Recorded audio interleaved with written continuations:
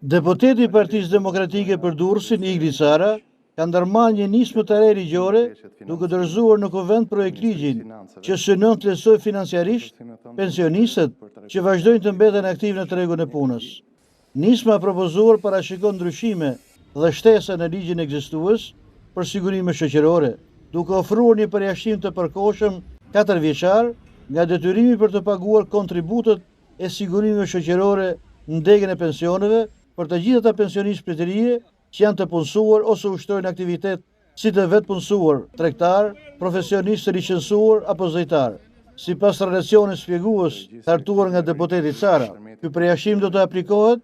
vetëm për degën e pensioneve dhe nuk do të prek detyrime të tjera ligjore që rrjedhin nga marrëdhëniet e punës, ndërsa kjo periudhë 4 vjeçare nuk do të njihet si periudhë sigurimi për përfitime shtesë apo rillogaritje të pensionit ekzistues.